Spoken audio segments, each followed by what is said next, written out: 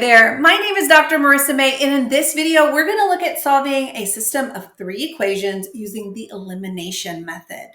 Now, the elimination method tries to get a variable to eliminate. So we want x's to go away, or we want y's to go away, or we want z's to go away. So for me, I'm going to add the first and the second equation because I'm doing this because I see that the y's have a -3 in front of it in the first equation and a +3 in front of it in the second equation. And I want to get rid of those.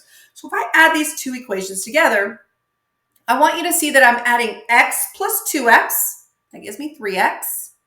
We already said the y's go away. Then we have 3z minus z, which is 2z.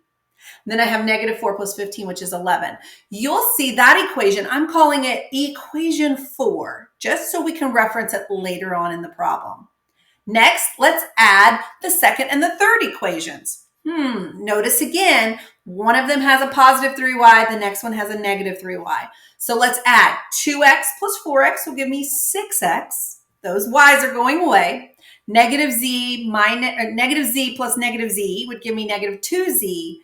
And then I want you to see that 15 plus 19 gives me 34. I'm calling this one equation number 5.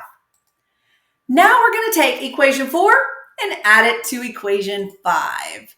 Notice we'll have 3x plus 6x. That gives me 9x. Look at that. 2z, +2z minus 2z go away. And I've got 11 plus 34 gives me 45. Look, I got down from 3 variables to just 1. Now I can solve by dividing both sides by 9. So I've got x equals 5. Now I want you to work backwards. You may say, Dr. May, what do you mean by that? Let me show you. You're going to take 5 and substitute it in for x into equation 4. Remember that equation we labeled? Yeah.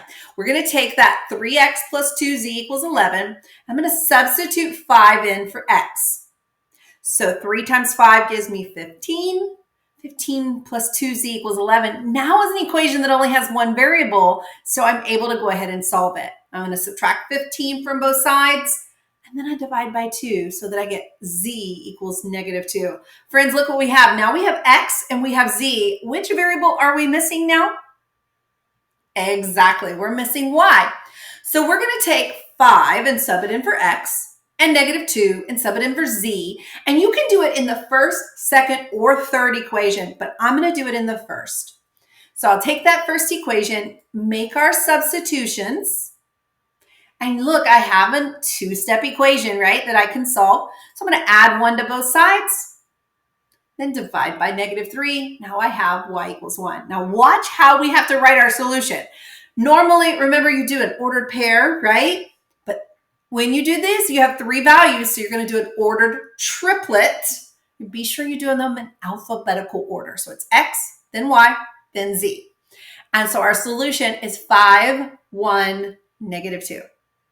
Hey, that was a lot of work, but I hope some of the details here that I used in labeling new equations, working forward, then working backwards in the problem is going to help you with your systems of 3 variables. Bye, friends.